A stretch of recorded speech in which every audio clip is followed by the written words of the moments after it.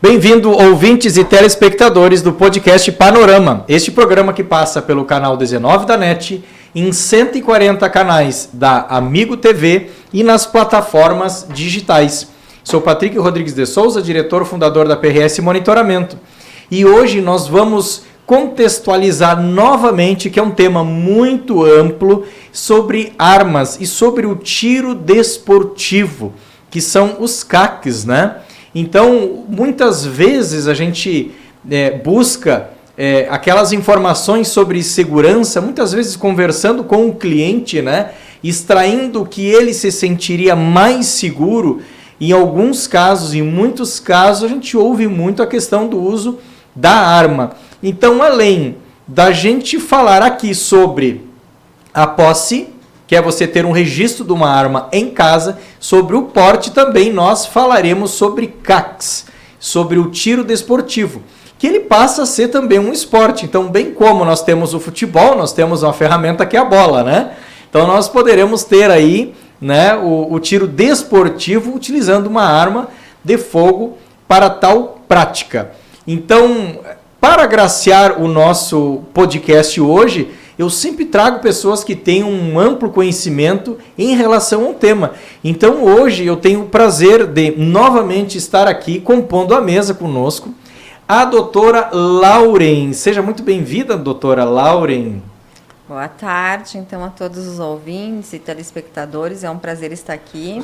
É uma satisfação receber novamente o convite aí do Patrick, para a gente poder aqui trazer um pouco mais essa questão referente à avaliação de arma, a questão do uso da arma, a questão do esporte em relação às armas de fogo.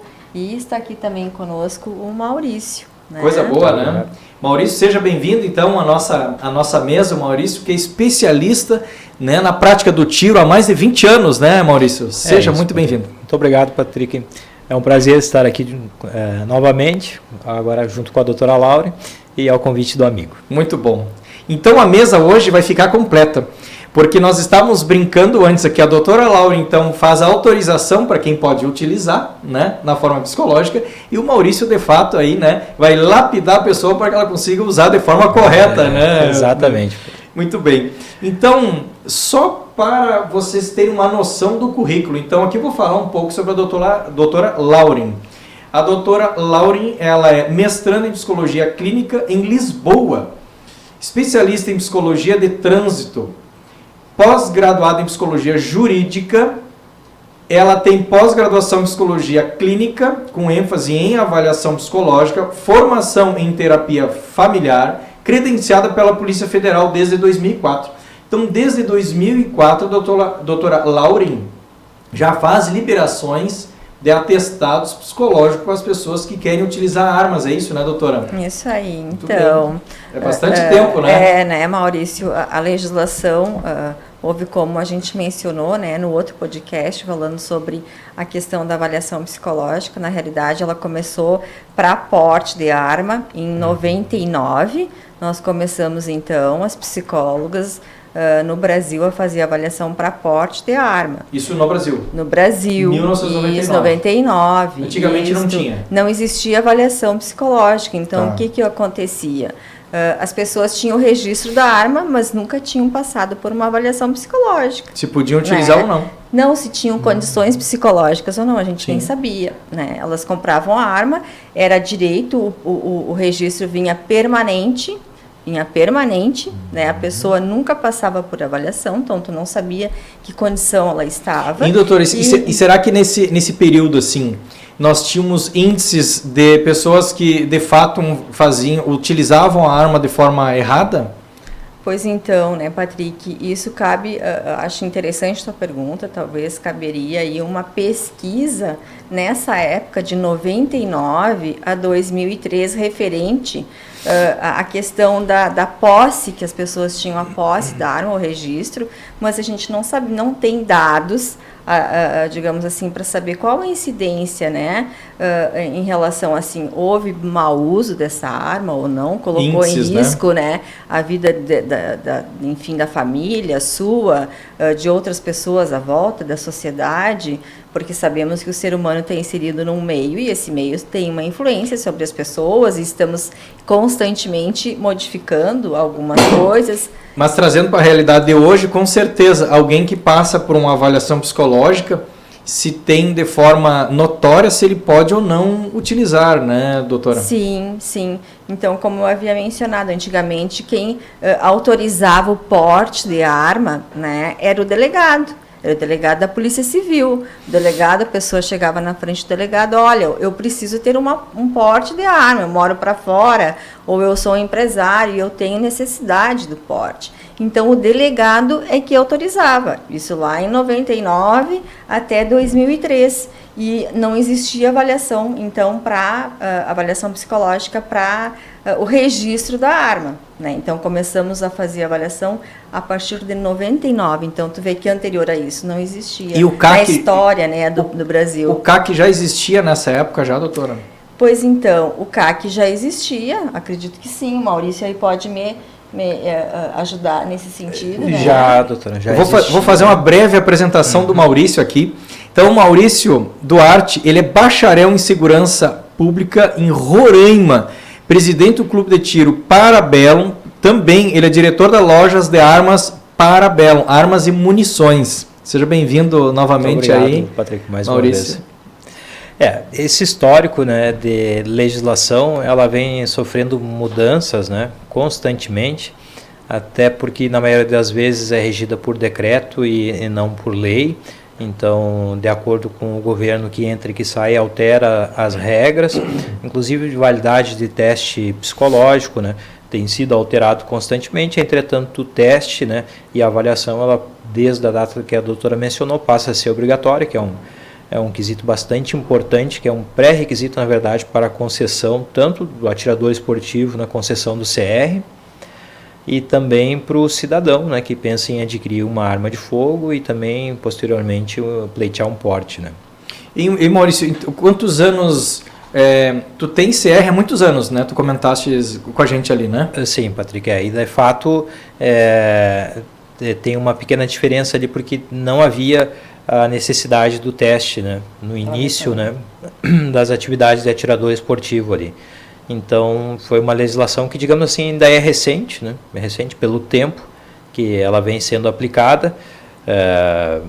Bom, recente assim, a gente vai ficando velho, né, logo ali 20 anos para trás, né, então muito atirador que está começando hoje não era nem nascido, já existia, né, mas houve período que não era necessário, de fato, né, quando da concessão do CR. E hoje vamos falar um pouco sobre o CAC, né? Ele é um atirador desportivo com o intuito de promover um esporte, né? Então, como que viste esse cenário hoje dentro da esfera do mundo das armas e munições? Aí, tu como especialista hoje de uma empresa que comercializa armas, que vende munições e também, né, promove treinamentos, né, e campeonatos, né, nesse intuito aí.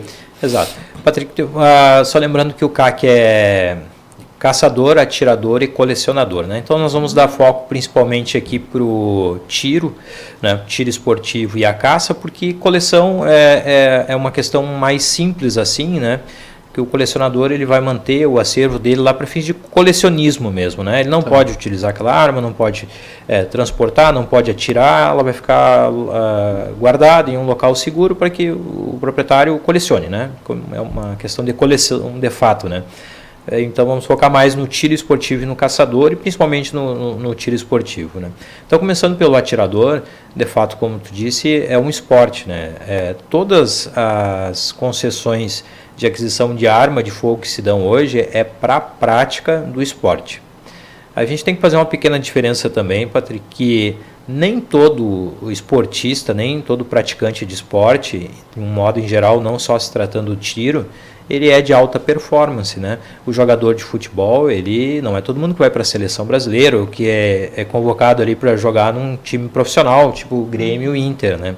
Então a gente não pode querer também que existe essa divisão, né? Que o atirador esportivo, ele também pode ser, como tu falaste no início ali, um tiro recreativo, né? Ou seja, não é de alta performance. Nós temos atletas que participam do Campeonato Gaúcho, do Campeonato Brasileiro, diversas modalidades, E tem o atirador que ele gosta de frequentar o clube como uma prática recreativa, um esporte como qualquer outro lá para confraternizar, participar do clube, enfim, né? Só interrompendo um pouquinho, Maurício, eu fico pensando nessa questão de que essas pessoas que buscam o tiro esportivo, né, eles estão ali também com o intuito de aprenderem a manusear a arma, certo? Exato. Eles querem ter mais conhecimento, porque o que ocorre? Eu fico pensando na questão, voltamos lá no outro podcast, voltamos falando sobre a questão de que as pessoas, quando vêm tirar a primeira habilitação, elas passam por avaliação psicológica, avaliação médica, né? Depois elas vão para as aulas teóricas, 20 horas de aulas teóricas, depois elas fazem mais 20 horas de aulas práticas, para então fazerem a prova. Então você observa que tem toda uma burocracia que é importante, porque elas têm que aprender a legislação, elas têm que praticar em aula, né, no trânsito, e na questão das armas também, porque tu vê, ela passa por avaliação psicológica, passa para o instrutor de tiro, faz a prova de tiro, e depois ela ainda assim, muitas vezes, ela não está preparada, né, para usar essa arma. Então, eu acredito que isso tenha um intuito positivo, no sentido de que as pessoas parecem que estão mais conscientes, né, que elas precisam aprender a manusear mais com essa arma, se familiarizar com esse instrumento, né. Então, acho que também pode ter esse, digamos assim, essa veia, digamos, entre aspas, né? Tem, doutora. O clube de tiro, né, é uma escola, né?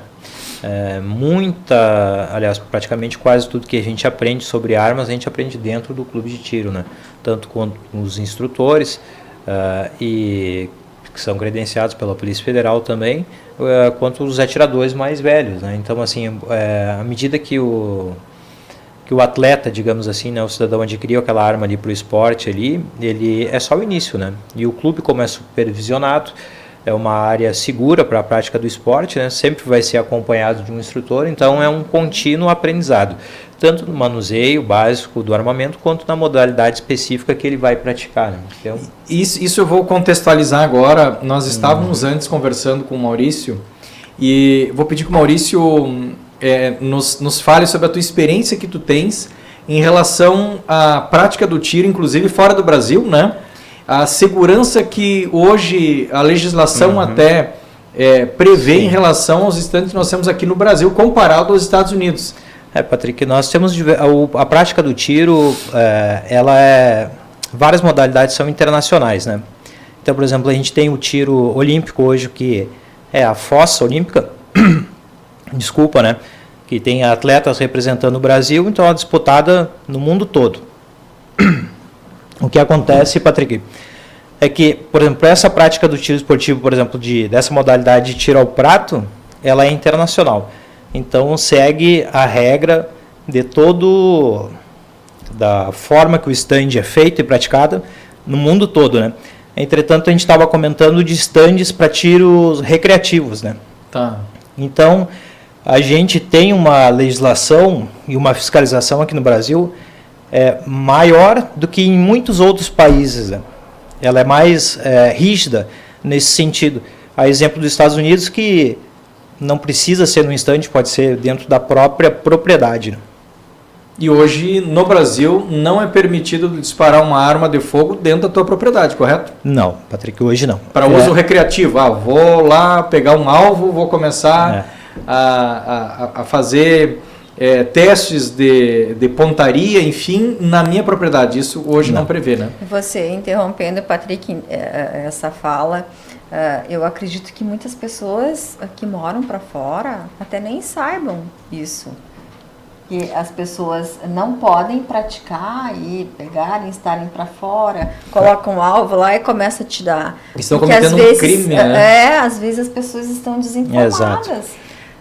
Nós fizemos um trabalho, eu fui convidada enquanto psicóloga credenciada pela Polícia Federal, alguns anos atrás, para nós fazermos um trabalho de informar, né? Então, foi um delegado da PF, a convite desse delegado, eu acompanhei a Polícia Federal, era o delegado Márcio, mais os agentes, e eu enquanto psicóloga credenciada, e nós fizemos na região, em uma região, todo esse trabalho informativo, porque naquela época de 2003 a 2004, que houve a alteração na legislação, né, e aí o controle das armas passou para a Polícia Federal, muitas pessoas que moravam para fora estavam desinformadas, não tinham acesso, né, tu vê há 20 anos atrás, acesso à questão da internet, enfim, então foi feito um trabalho de informar a essas pessoas que precisavam cadastrar suas armas no controle do Sinarme da PF, porque não sabiam. Então, ali naquele momento, o delegado informava, olha, vocês, se tiverem interesse, tem que cadastrar essa arma no sistema do Sinarme, se não tiverem interesse, vocês têm que entregar a arma, né? Então, foi feito um trabalho muito bom nesse sentido, e eu acredito que algumas coisas ainda precisam levar essa informação à população, porque muitas das vezes nem sabem. Agora, tu vê que isso é recente, né? Imagine, é como se tivesse praticamente um controle de estoque, né? É como se antes não tivesse, né? De fato. Porque as pessoas compravam, tinham documentos em papéis, acredito, das armas, notas fiscais, ou enfim, de outros meios.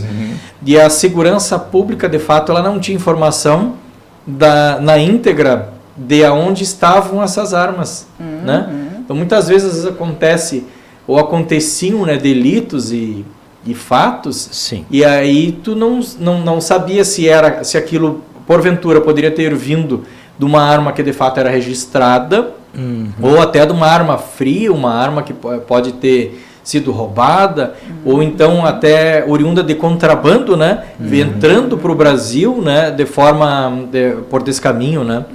Isso é uma evolução, né, muito grande.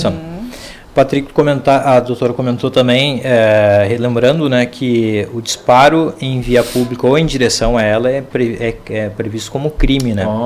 Então, a prática do tiro é só em estande credenciado junto ao Exército Brasileiro. Né? Tu consegue nos enumerar, assim, ó, os crimes em relação à arma de fogo? Certo. Tu consegue numerar, assim, o que de fato ele quais os crimes que a gente tem envolvendo a arma? Então, falaste, disparo, um deles, né? Disparo de arma de fogo em via pública ou em direção dela, né? Ou em direção dela. Crime com previsto. Armas legalizadas, né? Não, doutor, disparo de arma de fogo em via pública ou em direção dela, com qualquer arma de fogo, né? É o mesmo crime, né? Porque é o crime de disparo de arma de fogo, né? Aí depois vai ser verificado se a arma é legal ou não. Entendi. E existiria alguma circunstância num ato desse que tu poderia estar amparado, digamos, tem alguém lá na via pública atirando contra você e você atirando contra a pessoa? Sim. Muda o cenário. Muda o cenário. Aí sim realmente cai no excludente de licitude, né? Que se configurando legítima defesa, né? Exclui o crime de disparar em direção à via pública, né?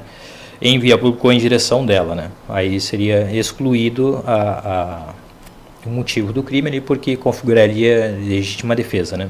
Outro crime previsto também é o porte de arma de fogo, né? Porte legal de arma de fogo, então ela pode ser ainda porte legal de arma de fogo de uso permitido e porte legal de arma de fogo de uso restrito. Isso tem algum agravante para uso restrito? Tem um agravante na pena, né? A de uso restrito tem uma pena maior, né? Então a norma é mais rígida nesse sentido e faz a diferenciação da arma de ser uso permitido e o restrito, né? Interessante. Aí que entra a questão da legalidade na hora da aquisição de uma arma, né? O importante é o cidadão hoje que tem interesse em adquirir se proteger, né, na esfera final, que eu digo, a arma, nós já estamos numa proteção da esfera final. Tudo tem uma avaliação, eu acho que primeiramente muito pessoal, né, para ver se de fato, né, você se sentiria seguro e bem, porque muitas vezes, né, poderia trazer até uma certa insegurança. Desde aonde nós vamos armazenar a arma, onde nós vamos deixar essa arma, que muitas vezes na casa ou a gente pode ter crianças ou outras pessoas que não teriam condições psicológicas, né, doutor?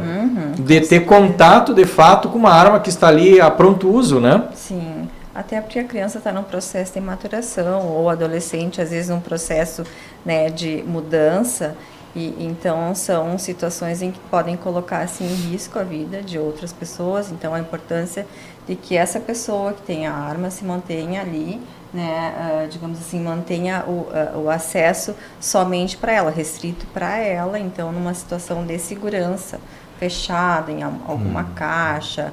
Né, hoje tem, né, os cofres, que são obrigatórios.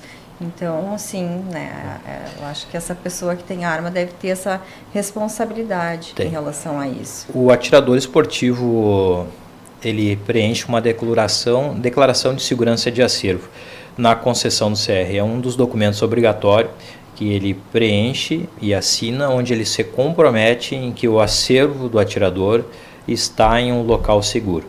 Entretanto, não significa que esse local seguro tenha que ser exatamente um cofre, né, como a doutora falou, mas tenha que ser um local seguro. Seguro para justamente isso, para evitar acesso de pessoas não autorizadas àquela arma, seguro para evitar um furto ou um roubo ali na residência, que aquela arma esteja de fácil acesso, né?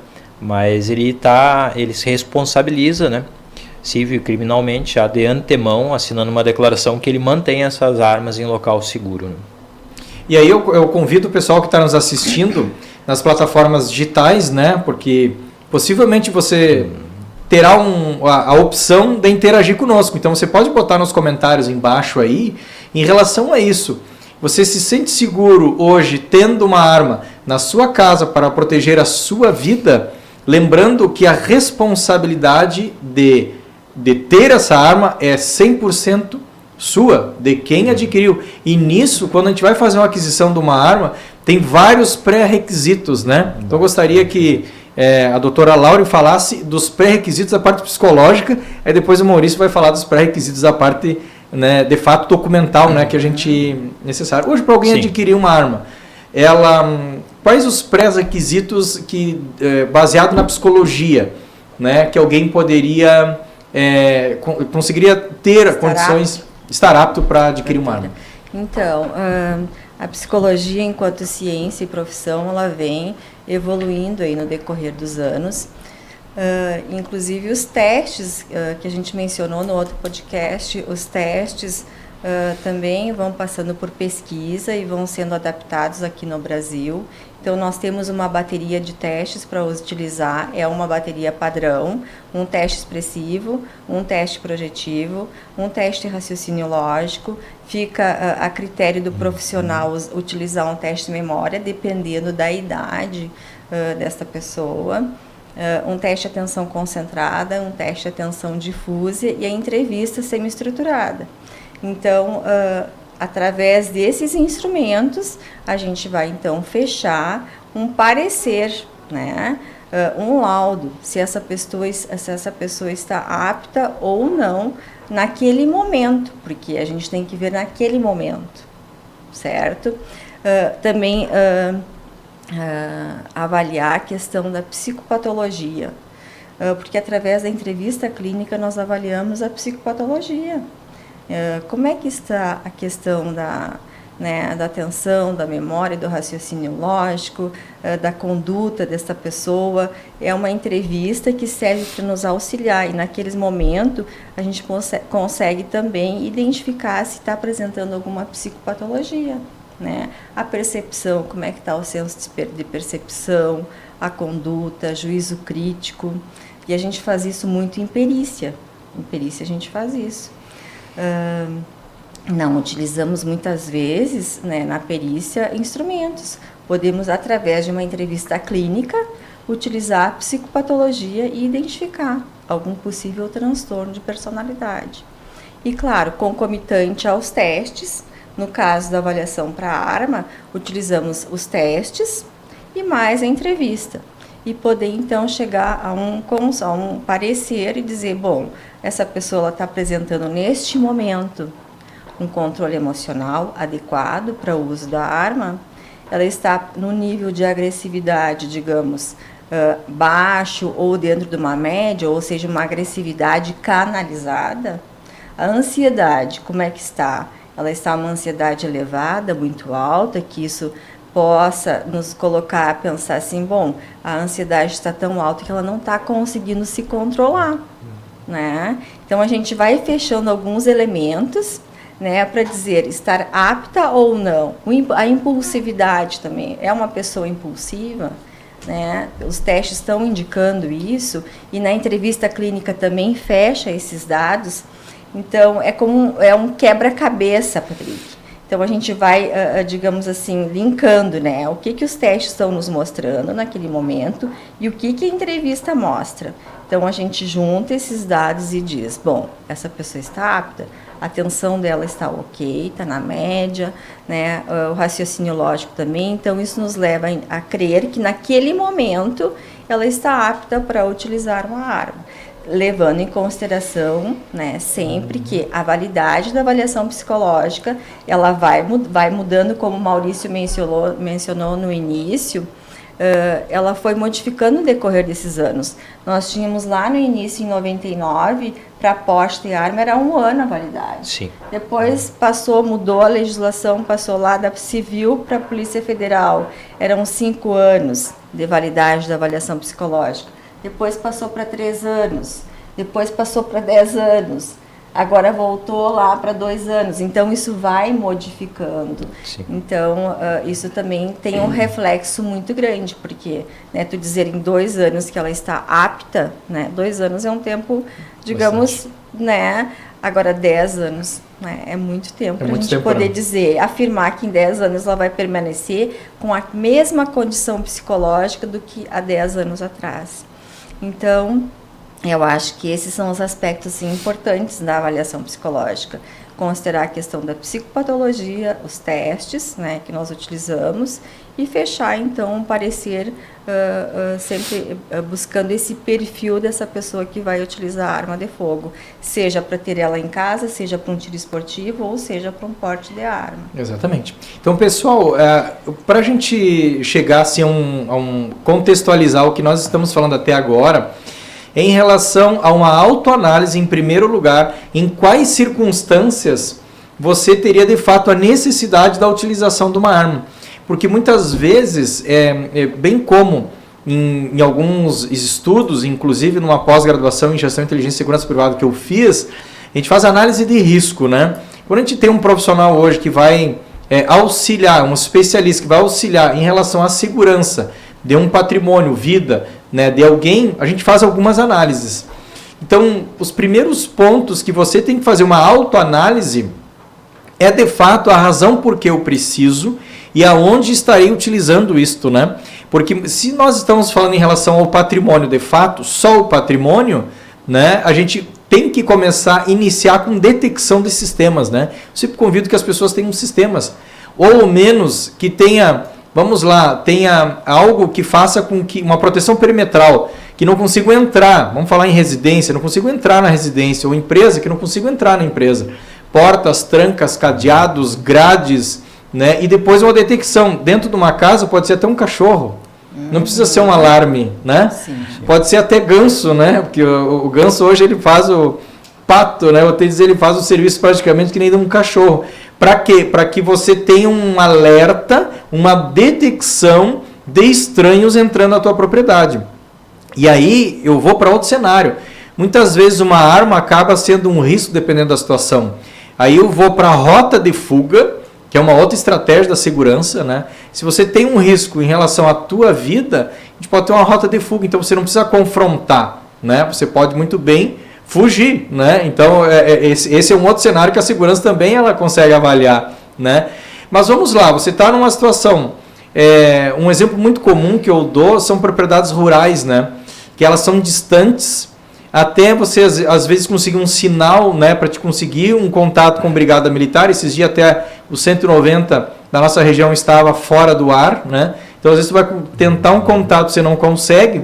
Então às vezes para inibir e afugentar, né, uma arma de fogo, ele seria de grande valia. Aí entra uma expertise do especialista em relação à venda dessa arma.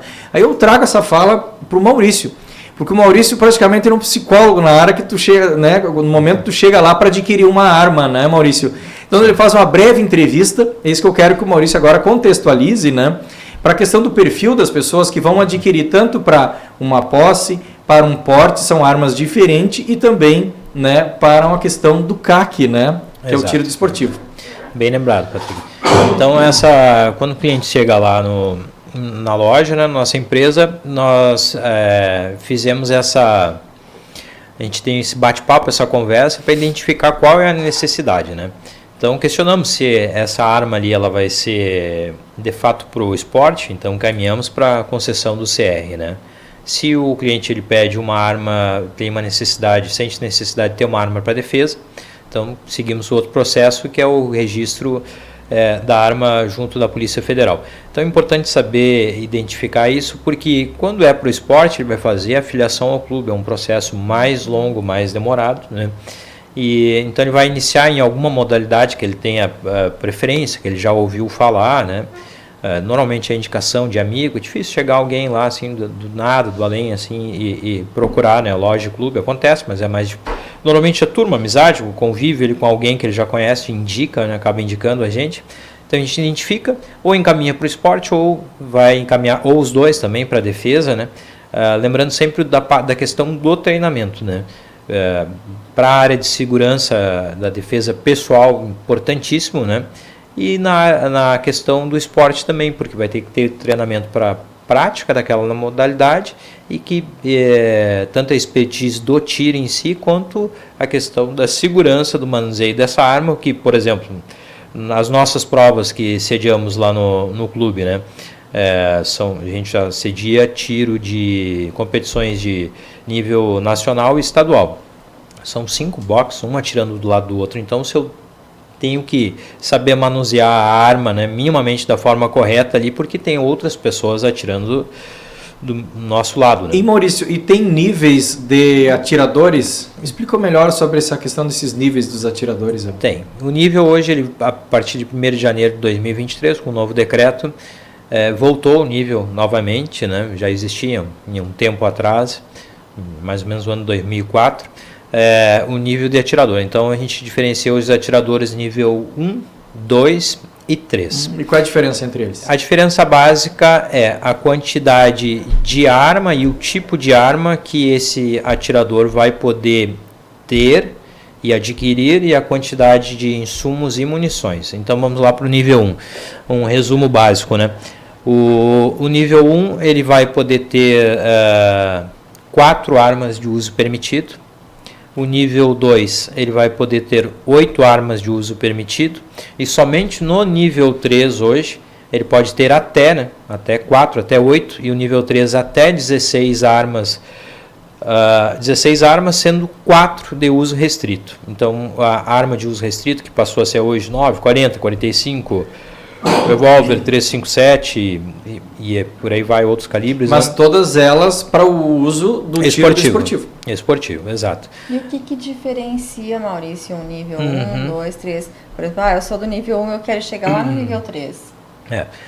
Por exemplo, doutor, vai ser o quantitativo de armas, né, que vai poder ter, porque, por exemplo, no nível 1, como fica só com apenas 4 armas de uso permitido, tem tantas modalidades de tiro que ele vai ter que subir de nível para poder ter acesso a mais armas para outra prática. Vou dar um exemplo bem básico aqui, né? Hoje, que é comum, a gente tem aqui o atleta que pratica IPSC, que é o tiro prático, né? Então ele vai precisar de uma arma. Dentro do IPSC a gente tem a modalidade de pistola, revólver, carabina. Então se ele quiser praticar essas 3, só como exemplo, já são 3. Ele só tem direito a 4. Se ele faz um tiro ao prato, pronto, já tem 4 armas, uma para cada modalidade, né? E tem várias outras. A gente não falou do tiro de precisão. Tem tiro de precisão de carabina, tiro de precisão de pistola, tiro de precisão de revólver. E qual a idade mínima hoje, Maurício, para um atirador? Bem lembrado, Patrick, é bem importante, né? Hoje o atirador esportivo ele já pode, com autorização dos pais, ter o CR desde os 14 anos de idade, né? 14 anos de idade? Então, mas eu acredito que tenha que passar por avaliação psicológica. Também, eu já peguei, né, menores com 14 anos, sim. O juiz autoriza. Isso. O juiz autoriza, mas o juiz autoriza mediante avaliação psicológica. Exato. O juiz solicita uma avaliação. Então, dos 14 aos 18, ele pode ter o CR, porque se inicia muitas das vezes lá no tiro de ar comprimido. né? Tá. Então não é nem arma de fogo ainda, que é uma bela iniciação para o jovem que está começando, Tá. né? E até só um breve parênteses assim, por exemplo, você tem crianças que começam a prática do esporte ali, o futebol, por exemplo, com 5, 6 anos. Veja bem, o atleta do tiro ele só vai poder começar com 14, é tarde já. É tarde, né? Um atleta hoje, a gente começa lá nos anos iniciais, lá 5, 6 anos de idade, já começa a natação e vai, né? O atleta do tiro só com 14 anos. Então, dos 14 aos 18, com autorização judicial, autorização dos pais, entretanto, não vai poder comprar arma de fogo. Sim. Né? Não pode comprar. Dos 18 aos 25, ele também pode tirar o CR, né? Mas também não vai poder comprar a arma de fogo. O que não necessita mais é autorização judicial, né? Como já é maior de idade, então dos 18 aos 25, tira o seu CR, entretanto não compra arma. E para arma de fogo, só a partir dos 25 anos de idade. Interessante. E sobre o atirador em relação a caça do javali, né? Uhum. É autorizado, ele tem... Como é que funciona essa autorização? Porque tem um conhecido meu na região de Caciqui. Certo. E ele contando que é um problema. Que o que eles plantam lá, o javali acaba estragando, né?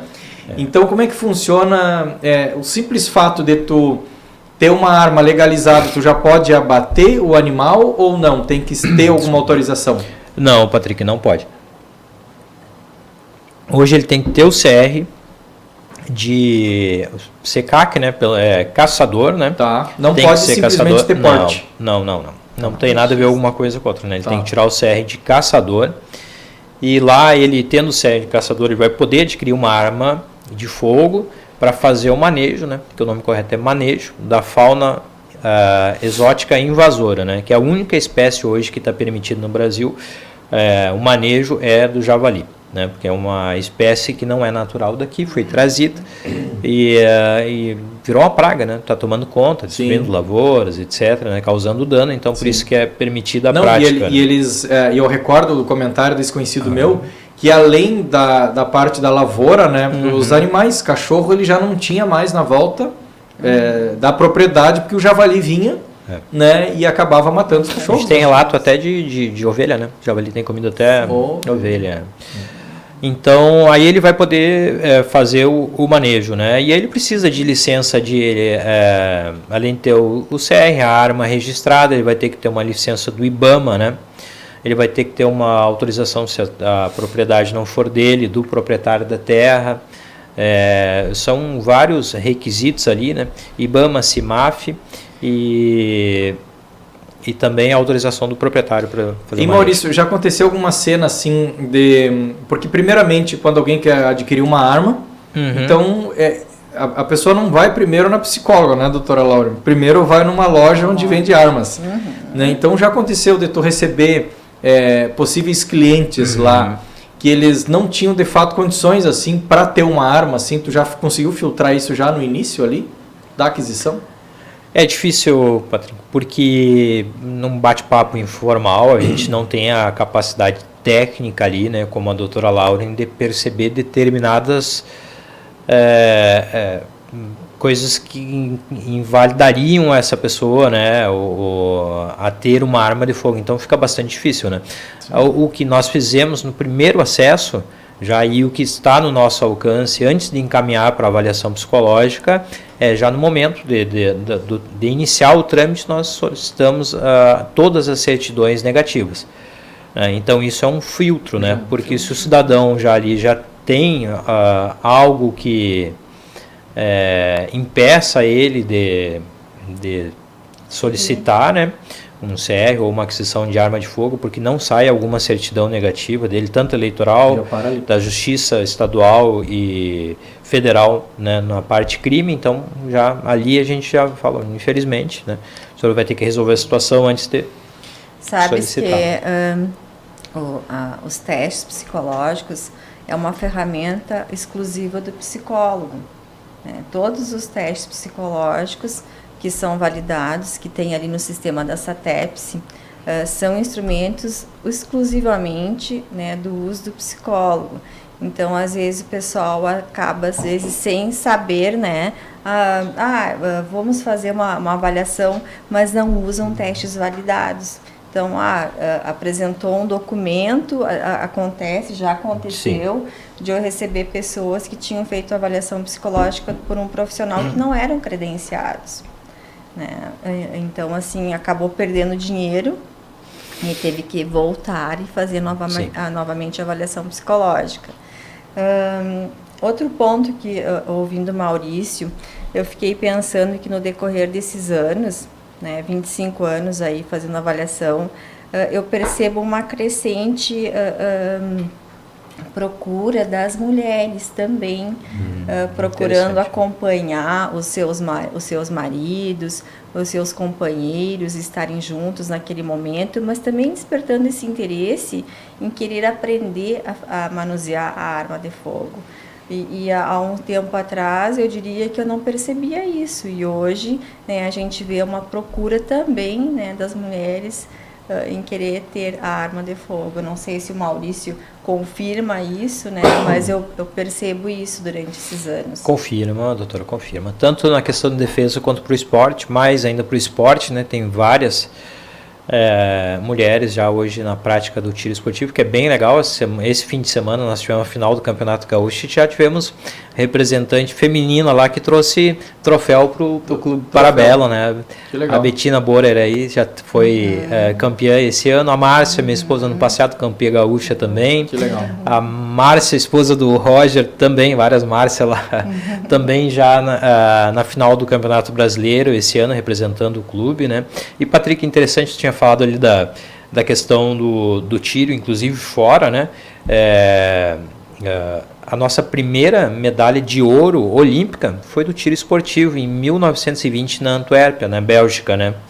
Guilherme Parense. Então, a primeira medalha de ouro olímpica do Brasil foi no tiro esportivo, né? Outro fato também que tu comentasse ali do tiro fora, né? Nós recentemente também tivemos um atleta e árbitro, né, que é o nosso instrutor de tiro, Beto Pozobon, foi para uma competição, foi convocado, né, para ser árbitro no Uruguai, numa prova de tiro prático, né? Então a gente também tem esse intercâmbio aqui, vários atletas vêm de lá, e da parte do Cone Sul, aqui também Argentina, Uruguai. Muito bom, muito bom. Então tá, pessoal, estamos chegando ao final do nosso podcast Panorama. Este tema que ele é tão amplo, né? E hoje novamente nós trouxemos aí pelo terceiro dia consecutivo do podcast tema em relação às armas. No primeiro dia nós conversamos fielmente com o Maurício em relação a como adquirir, sobre posse, porte, sobre CAC, registro e todas as formas que você pode adquirir de fato a tua arma. Então ele é praticamente 1 hora assim, de um conteúdo riquíssimo, né, enquanto nós estávamos conversando. E aí nós tivemos também a presença da doutora Lauren, né, doutora Lauren? Você pode acompanhar, né, nas plataformas digitais que nós temos, inclusive no meu próprio Instagram, né, que está aí, da doutora também, do Maurício também está lá, da Parabellum, né, onde nós falamos sobre a parte psicológica, que é muito interessante. O que a doutora Lauren hoje faz, de fato, é uma avaliação incrível em relação à parte psicológica. Então ela consegue entender se o cidadão hoje ele teria condições naquele momento de fazer a aquisição de uma arma. Esse podcast está lá. E hoje nós somamos, né, esses dois grandes conhecimentos que tem ao tema, né, abrilhantando aí o nosso dia, né, para que trouxesse mais informação a você. Então a arma hoje nós falamos ela já num cunho sobre o esporte, né, trazendo ela como uma ferramenta de esporte. Como eu falo também que a própria bola no futebol ela é uma ferramenta, nós estamos utilizando aí a arma como ferramenta para isso, né? E algo interessante que tem no tiro do prato, né, Maurício? Nós falávamos isso. A munição ela percorre 70 metros e cai. Então o risco ele acaba sendo muito minimizado em relação a isso. Então vou deixar aqui uma fala breve para a doutora Lauren, né, queira falar, né, para o nosso público aí o que esperar, né, deste tema aí em relação à parte psicológica, né? Fica à vontade. Muito obrigado, doutora Lauren. Então, complementando a fala do Patrick, esse tema sobre avaliação psicológica, sobre arma de fogo, é um tema que nos, digamos assim, nos desafia sempre, porque lidamos com a mente, né, com a mente humana, e que é tão complexa. Então, os instrumentos aí de avaliação psicológica estão constantemente sendo atualizados através de pesquisa científica, para que a gente possa buscar realmente aquelas pessoas que apresentam condições ou não. Então, acho que é isso, né? É um tema bem amplo, é um tema complexo, e é sempre rico, e agradeço novamente ao Patrick a oportunidade de estar aqui, e hoje também ao Maurício, para que a gente possa também, né, através desse momento, enriquecer sobre esse assunto. E agora passo aqui então ao Maurício. Isso aí. Obrigado, doutora Lauren. Maurício, Obrigado. então o que o nosso público pode esperar de um especialista que pode permear aí o melhor instrumento, né? Vamos chamar a arma de instrumento, porque na verdade, Exato. De fato, ele é um instrumento. instrumento. A mensagem que eu gostaria de deixar para o pessoal que, como bem disse, a arma é um instrumento e ela deve estar na mão do cidadão de bem, né? Então, essa arma que chega, que o cidadão de bem tem acesso, é uma arma legalizada, onde ele passou por um processo bastante criterioso para poder ter o acesso a essa ferramenta, a essa arma, né? Então, que procure locais especializados, assim como o nosso, a loja e clube, onde vai ser muito bem atendido, direcionado dentro das suas necessidades, tanto para a aquisição de uma arma de fogo para defesa pessoal, tanto para a aquisição de uma arma de fogo para a prática do tiro esportivo. Perfeito. Então tá. Ouvintes e telespectadores do podcast Panorama, chegamos ao final deste que falamos sobre armas de fogo. Tenham um bom dia.